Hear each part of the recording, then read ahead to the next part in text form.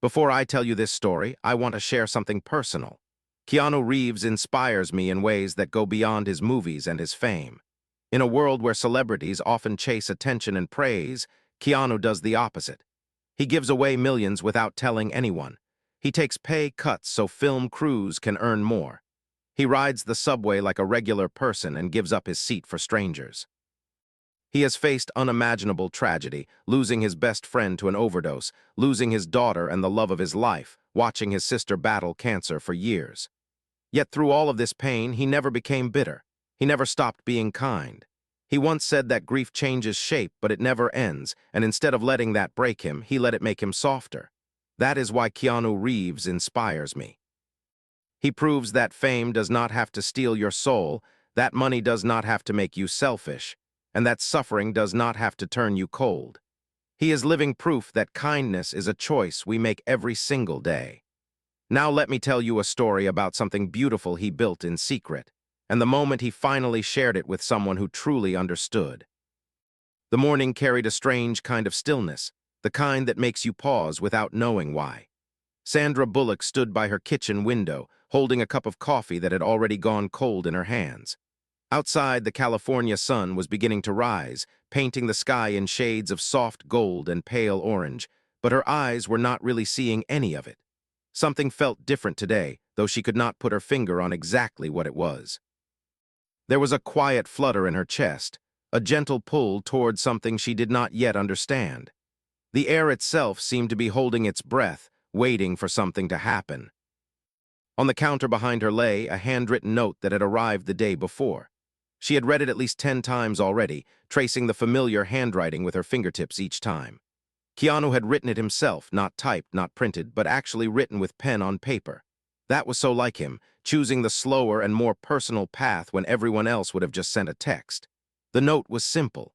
It asked her to come see something he had been building for 5 years. It said to bring her heart and promised she would understand why he had waited so long to share it.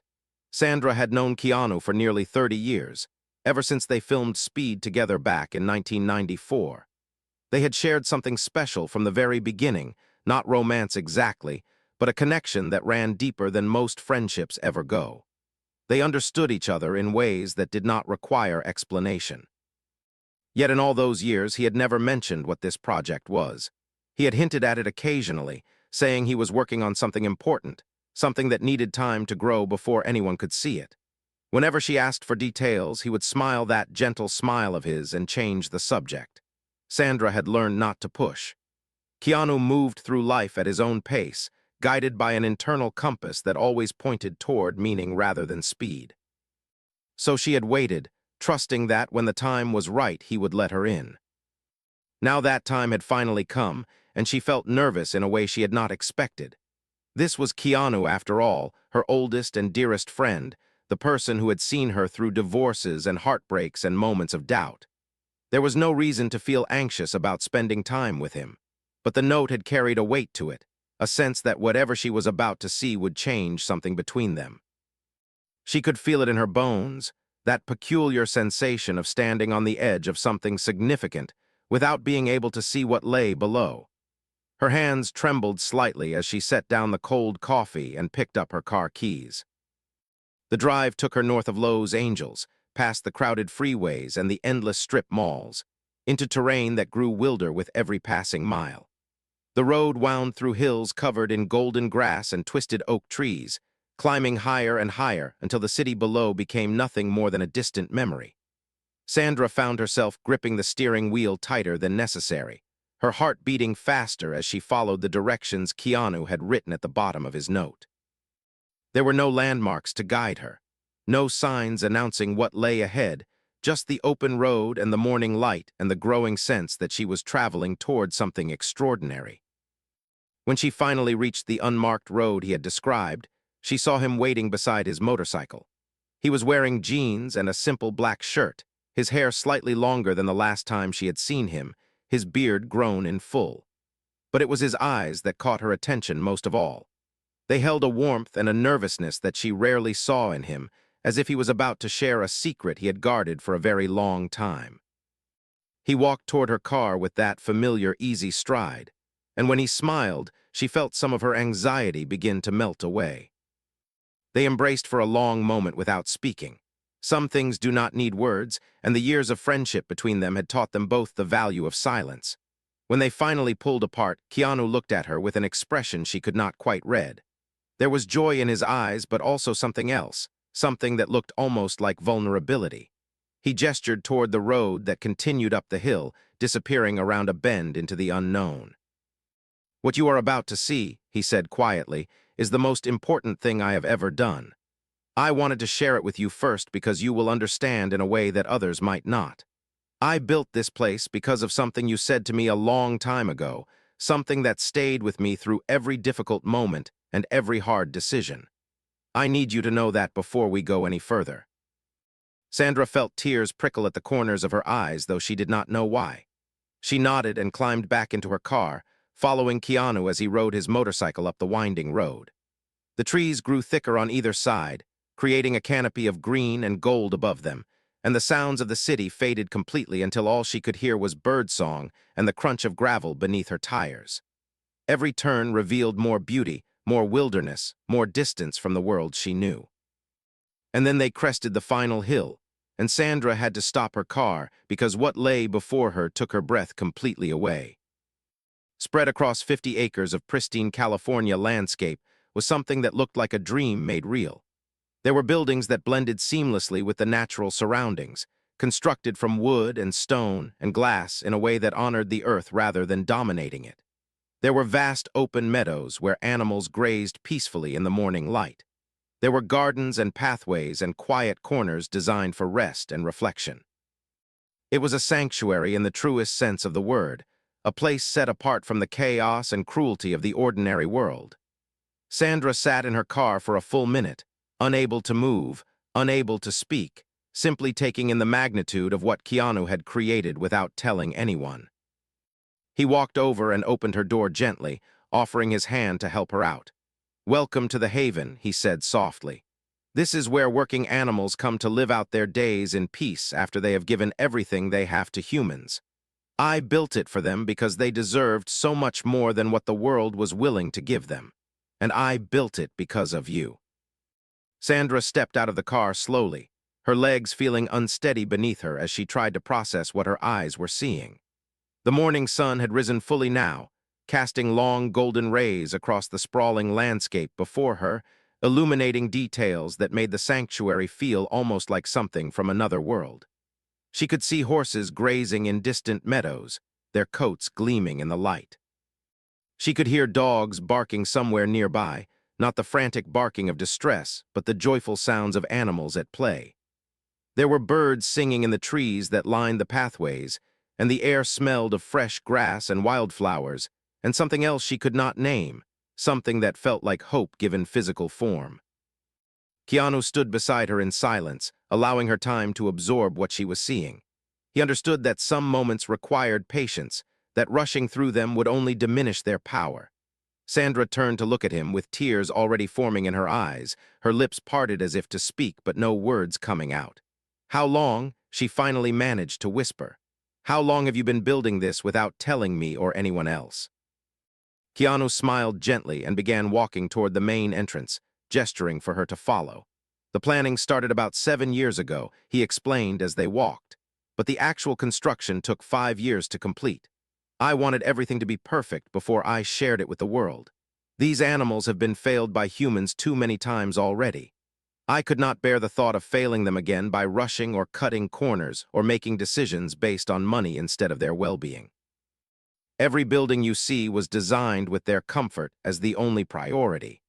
Every staff member was chosen not for their credentials, but for their capacity to love unconditionally." They passed through a simple wooden gate that served as the entrance to the sanctuary. There was no grand sign announcing the name of the place, no flashy logo or promotional materials. Instead, there was only a small carving etched into the wood, words that Sandra had to lean close to read.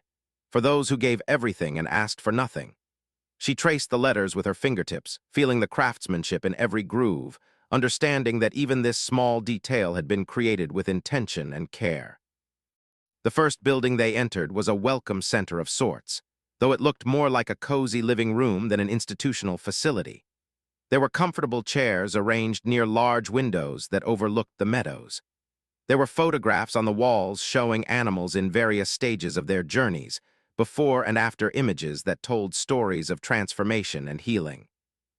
A woman in her 40s approached them with a warm smile, her dark hair pulled back in a practical ponytail, her eyes carrying the kind of depth that comes from witnessing both suffering and redemption.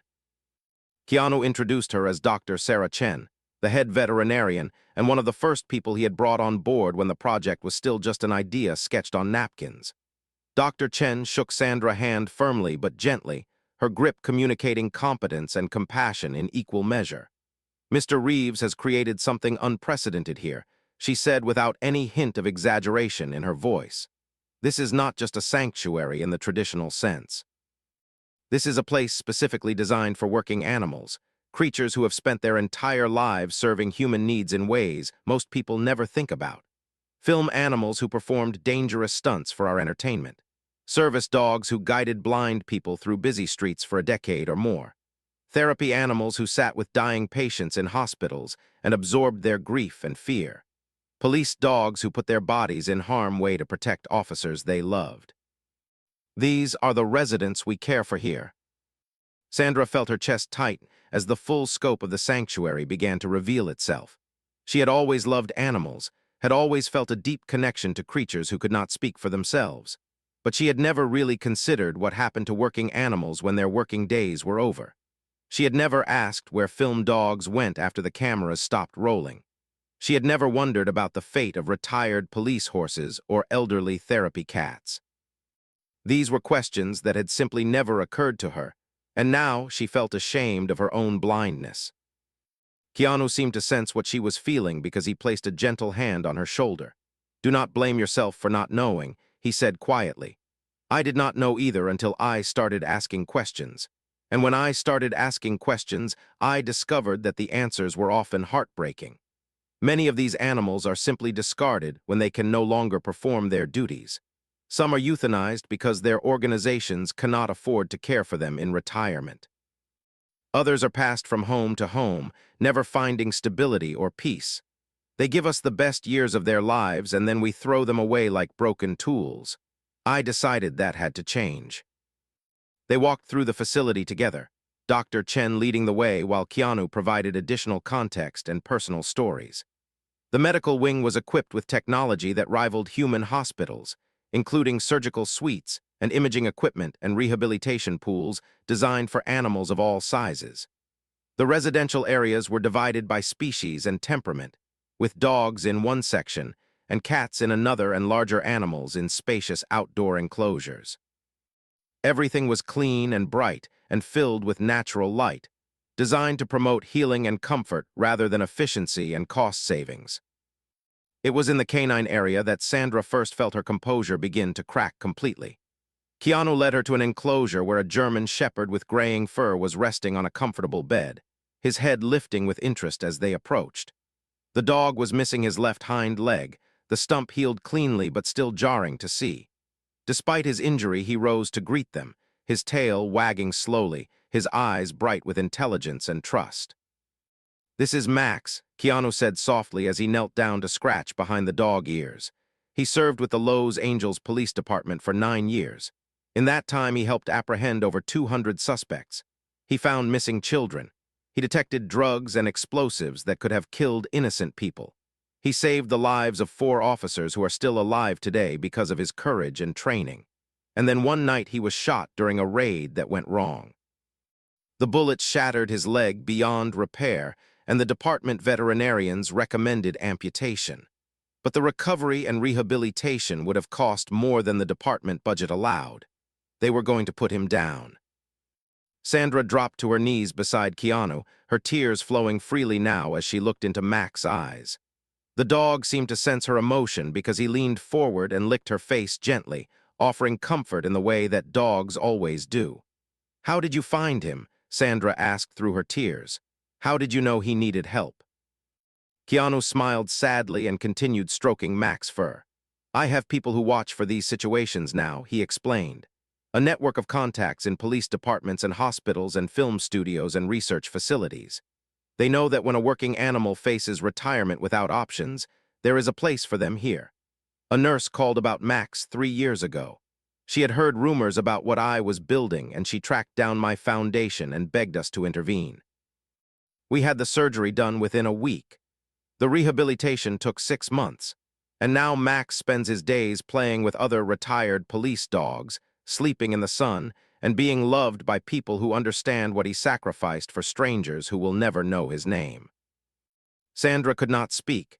She simply wrapped her arms around Max's neck and held him, feeling his warmth and his heartbeat and his absolute trust in the humans who had finally chosen to honor his service. This was only one dog among what she now realized must be hundreds of animals with similar stories. Each one had given something precious to humanity. Each one had been discarded when that gift was depleted. And each one had found their way to this place that Keanu had built in secret, with his own money and his own vision, and his own stubborn refusal to accept that the world had to be cruel. But Keanu was not finished showing her the depths of what he had created. There was more to see, he said gently as he helped her to her feet. There were stories that would break her heart even further before putting it back together in new and unexpected ways. And there was a revelation waiting at the end of this tour that would change everything she thought she knew about their friendship and about herself. "I need to show you the equine area," Keanu said as they walked back into the sunlight. "And then there is one more section that I have been dreading and hoping to share with you in equal measure. The animals there have a different kind of story, one that most people do not want to hear. But you need to see them to understand why this sanctuary exists. You need to understand what we are really fighting against." Sandra nodded and wiped her eyes, steeling herself for whatever came next. She had known Keanu for 30 years, and she thought she understood the depth of his kindness. But today was revealing layers she had never suspected, dimensions of compassion that went beyond anything she had imagined possible. And somewhere in the back of her mind, a small voice was beginning to wonder what he had meant when he said this place existed because of her. The walk to the equine area took them along a winding path lined with wildflowers and native grasses that swayed gently in the late morning breeze. Sandra found herself noticing small details she might have missed before: the careful placement of water stations for wildlife, the bird houses tucked into tree branches, the way the pathways curved naturally around existing plants rather than cutting through them. Everything about this place reflected a philosophy of coexistence and respect, a belief that human needs should not automatically override the needs of other living beings. She was beginning to understand that Keanu had not just built a sanctuary. He had created a physical manifestation of his own heart.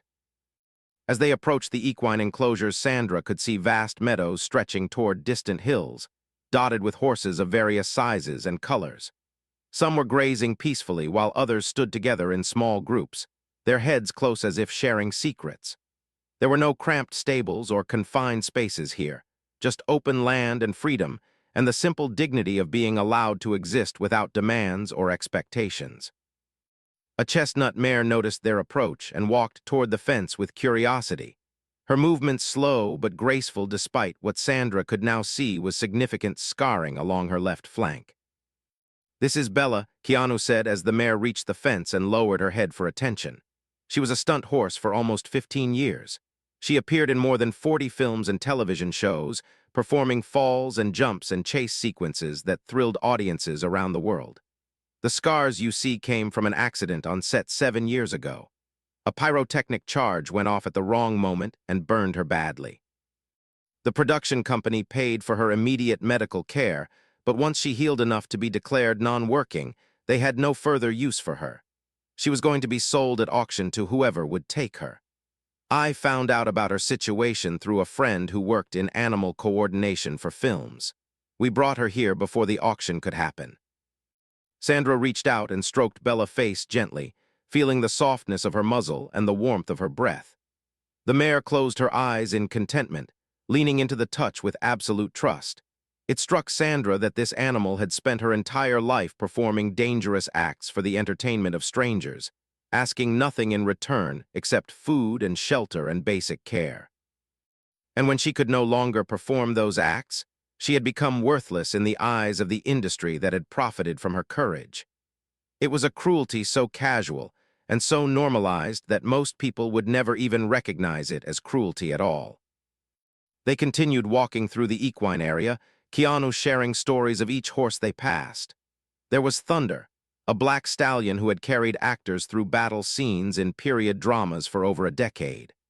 There was Rosie, a gentle gray mare who had worked as a therapy horse for children with disabilities until arthritis made it too painful for her to bear riders. There were two horses from the John Wick films, animals who had performed the intricate choreography of those action sequences with precision and bravery. Each one had a name and a history, and a place in Keanu's memory that he carried with obvious tenderness. But Sandra could sense that Keanu was building towards something, leading her through these stories with a purpose she did not yet understand. His demeanor had shifted subtly as they walked, becoming more serious and more vulnerable with each passing moment. When they finally reached the edge of the equine area and turned toward a cluster of buildings set apart from the rest of the sanctuary, she felt her heart begin to beat faster with anticipation and something close to fear. Keanu stopped walking and turned to face her directly, his eyes holding an intensity she rarely saw in him. "What I am about to show you is difficult," he said quietly. "These are animals whose stories are not as easy to tell because they force us to confront uncomfortable truths about the world we live in. But I need you to see them. I need you to understand the full scope of what this sanctuary represents and why I could not rest until it existed. Can you trust me enough to follow me into this part of our journey together?" Sandra nodded without hesitation. She had trusted Keanu with her fears and her failures and her most vulnerable moments for 3 decades. She would trust him now with whatever truth he needed to share. They walked together toward the separate buildings, their footsteps falling into a synchronized rhythm that felt almost ceremonial. The air seemed heavier here, charged with something Sandra could not name but could definitely feel. When Keanu opened the door to the first building, she had to pause for a moment to let her eyes adjust to the softer lighting inside. The space was designed with obvious care, featuring natural materials and calming colors and the gentle sound of water flowing somewhere nearby. There were large enclosures along the walls, each one containing animals that Sandra recognized immediately. Beagles. Dozens of beagles of various ages, some with shaved patches on their bodies, some with visible scars, all of them watching the humans with expressions that mixed wariness with hope. In other enclosures, she could see rabbits and a few primates, each one bearing the subtle signs of lives lived in circumstances very different from this peaceful sanctuary. These animals came from research laboratories, Keanu explained softly as they walked through the building. They were used in medical testing, the kind of testing that is legal and regulated and often necessary for developing treatments that save human lives. I want to be clear that I am not here to condemn medical research or the scientists who conduct it. Many of the treatments we rely on exist because animals like these participated in studies that advanced our understanding of disease and healing. But what I could not accept was what happened to these animals after the research was complete, after they had given their bodies to science, after they had endured procedures and confinements that we do not like to think about. What happened to them then? Sandra already knew the answer, but she needed to hear Keanu say it. She needed to understand how he had come to build this place within his place, this refuge within a refuge for the animals that society most preferred to forget. Most of them were euthanized, Keanu continued, his voice steady but heavy with emotion. Not because they were suffering, not because they were sick beyond recovery, simply because their usefulness had ended and no one knew what else to do with them. Laboratories are not equipped to provide long-term care for retired research animals. There are costs involved and liabilities to consider and 100 practical reasons why it makes more sense to simply end their lives than to find them new homes.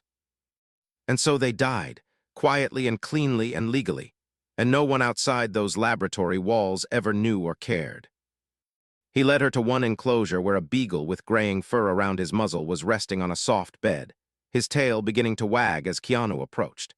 "This is Charlie," Keanu said as he knelt down to greet the dog through the enclosure opening. He spent the first 8 years of his life in a cardiac research facility. The studies he participated in led directly to a breakthrough in pediatric heart surgery. There are children alive today because of what scientists learned from Charlie Body. And when those studies concluded, Charlie was scheduled to be put down.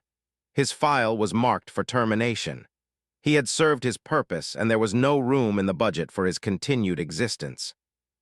Sandra felt something breaking inside her chest, a wall she had built without knowing it, a defense against truths too painful to acknowledge. She watched Charlie tail wagging, watched his eyes bright with the simple joy of being noticed and valued, and she understood with terrible clarity how close this gentle creature had come to death simply because the world did not have a place for him anymore. "How did you save him?" she managed to ask through the tightness in her throat. "How did you find out about animals like Charlie in time to help them?" Keanu stood and looked at her with something like determination in his eyes. "I started reaching out to research facilities directly," he explained. "I told them that I would cover all costs associated with retirement placement for their animals. I would provide transportation and medical care and a permanent home where they could live out their natural lives in peace and comfort. In exchange, I asked only that they contact my foundation before making termination decisions. I asked them to give these animals a chance to be saved." He paused, and Sandra could see the weight of what he was carrying, the burden of knowing how many animals he could not reach in time, how many had already been lost before his sanctuary existed to receive them. Not every facility agreed, Keanu admitted quietly. Some said it was too complicated or too expensive or too risky from a liability standpoint, but others understood. Others had staff members who had grown attached to the animals in their care and who hated the termination protocols as much as I did.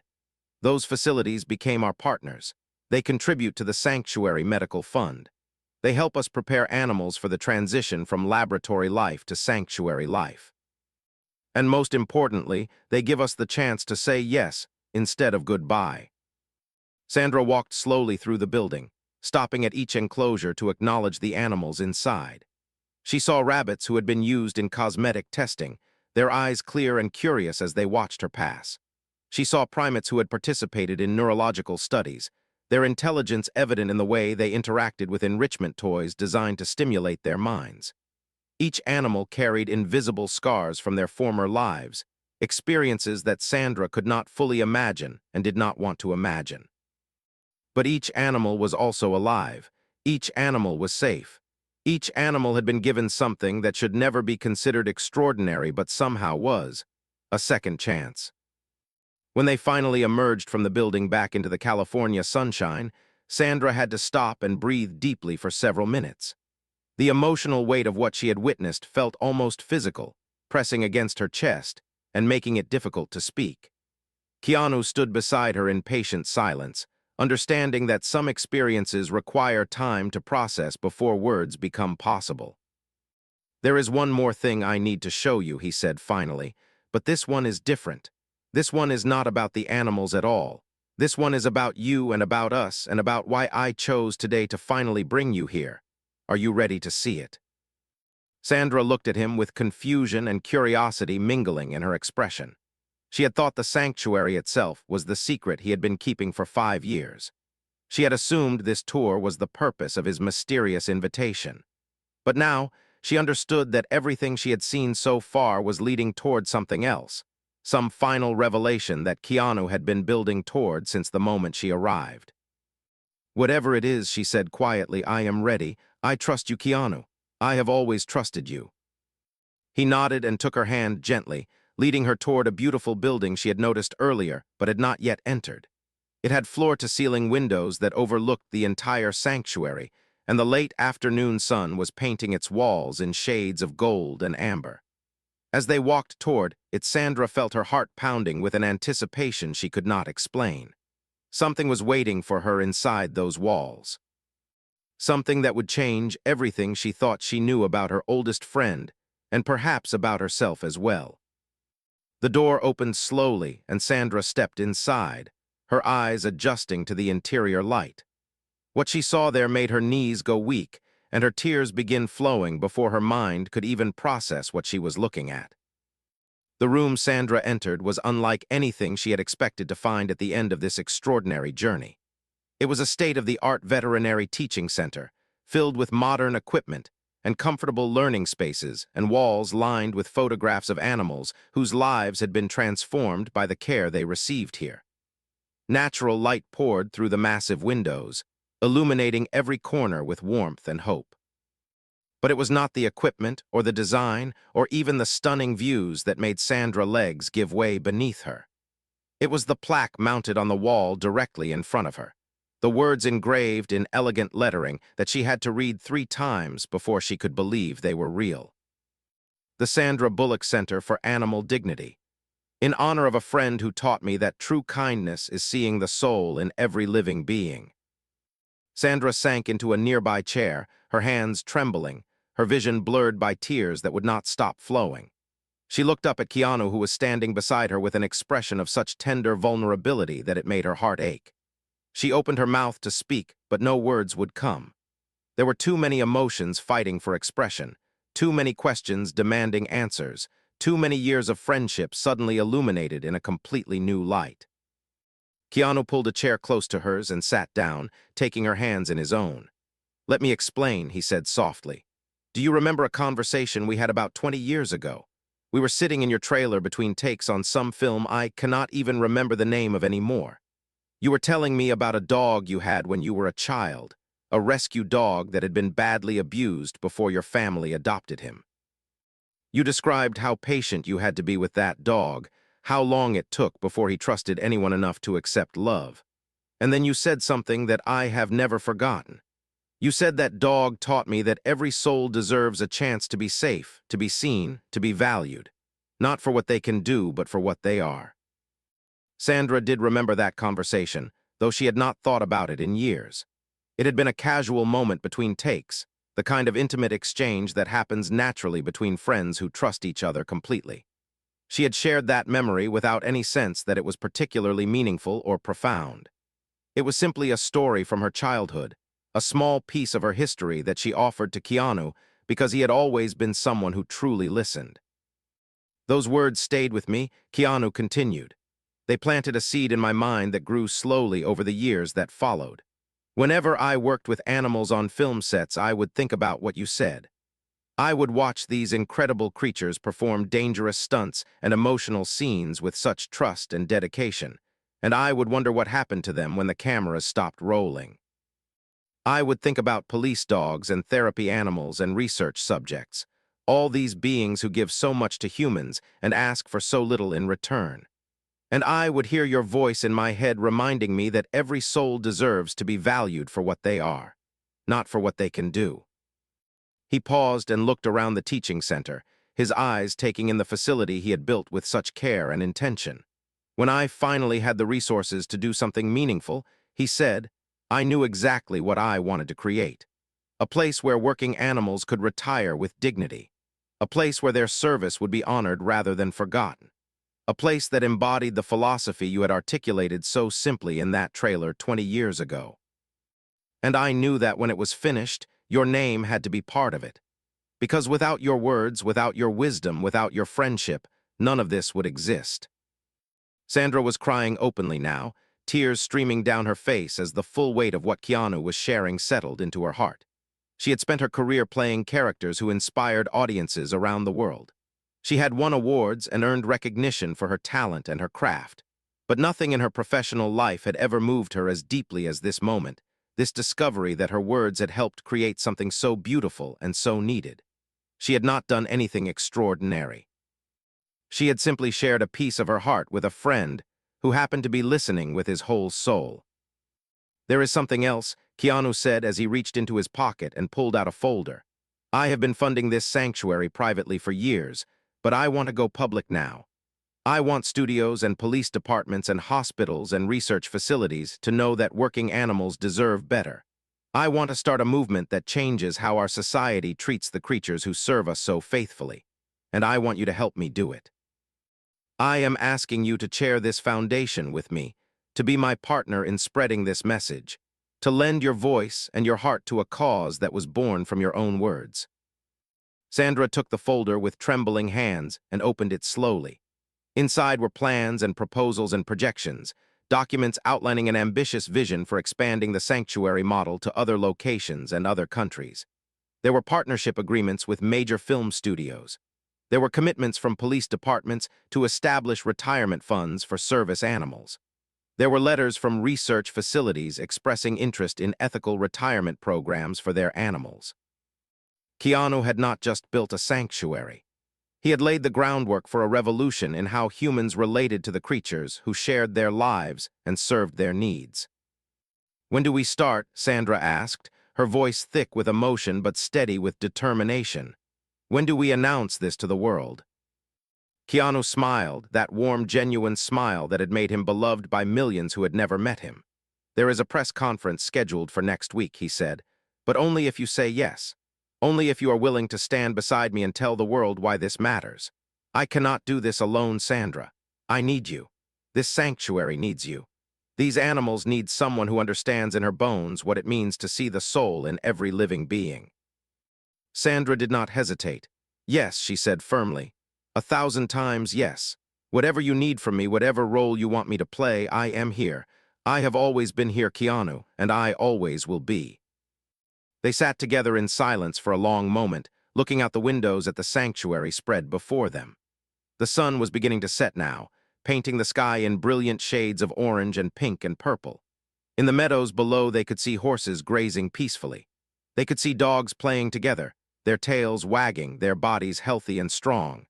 Somewhere in the buildings they had toured earlier, animals who had once been destined for destruction were sleeping safely, their bellies full, their hearts at peace. This was what kindness looked like when it was given physical form. This was what respect meant when it was translated into action. Keanu spoke again, his voice soft and reflective. "You know what I have learned from building this place," he said. "I have learned that kindness is not a grand gesture. It is a series of small choices made consistently over time. Every day I chose to keep working on this sanctuary even when it was difficult and expensive and overwhelming. Every day I chose to believe that these animals mattered even when the world told me they did not. Every day I chose to honor the words you spoke to me 20 years ago, words that you probably forgot 5 minutes after saying them. That is what kindness really is. It is choosing again and again to see the value in beings that others overlook or discard." Sandra nodded, understanding exactly what he meant. She thought about her own life, the choices she had made, the moments when she had been kind and the moments when she had failed to be. She thought about the dog from her childhood who had taught her so much about patience and trust and the healing power of unconditional love. She thought about all the animals in this sanctuary who had given their bodies and their courage and their devotion to humans who often did not deserve such loyalty. And she understood that this moment was not just about celebrating what Keanu had built. It was about committing herself to a new way of being in the world. They walked back through the sanctuary together as the evening settled around them. Sandra stopped at each enclosure to say goodbye to the animals she had met, promising silently that she would return soon and often. She knelt beside Max, the retired police dog, and thanked him for his service. She stroked Bella's face and told her she was beautiful. She visited Charlie, the research beagle, and scratched behind his ears until his tail wagged with pure joy. Each animal she touched reminded her of the truth she had spoken so casually 2 decades ago. Every soul deserves to be valued for what they are. When they reached the entrance gate with its simple carved inscription, Sandra turned to look back at the sanctuary one more time. The buildings were glowing softly in the twilight, windows lit from within, a beacon of hope in a world that often felt hopeless. She could hear distant sounds of contentment, animals settling in for the night in places where they were safe and loved. This was Keanu's legacy, she realized. Not his films or his fame or his fortune, but this. This quiet revolution of compassion that would outlast them both. "Keanu," she said softly, "thank you for waiting until it was perfect. Thank you for believing in something so completely that you gave 5 years of your life to making it real. And thank you for believing in me enough to put my name on something so beautiful." Keanu smiled and embraced her warmly. "Thank you for being the kind of person worth waiting for," he replied. "Thank you for speaking words that changed my life without even knowing it. And thank you for saying yes to whatever comes next." The sanctuary went public the following month. The response exceeded every expectation Keanu and Sandra had dared to hold. Major film studios established retirement funds for animal actors. ensuring that no creature who performed for human entertainment would ever face abandonment again. Police departments across the country created transition programs for retiring service animals, honoring the dogs and horses who had protected their communities with such courage. Research facilities partnered with the foundation to build ethical retirement pathways, giving laboratory animals the chance at peaceful lives they had always deserved. But the numbers and the partnerships and the media coverage were not what mattered most. What mattered were the individual lives transformed by a simple idea put into action. What mattered was Max, the police dog, finally able to rest without fear of being discarded. What mattered was Bella, the stunt horse, grazing in meadows where no one would ever demand she perform again. What mattered was Charlie, the research beagle, experiencing grass beneath his paws and sunshine on his face for the first time in his life. Keanu and Sandra visit the sanctuary regularly now. Keanu comes 3 times a week, often unannounced, sitting quietly with animals who sense his gentle spirit and respond with trust. Sandra comes every month, always bringing toys and treats, always leaving with tears in her eyes, the good kind of tears that come from witnessing something pure and true. Neither of them talks about it much in interviews. When asked, Keanu simply says some things matter more than movies. And Sandra adds, some friendships are measured in what you build together.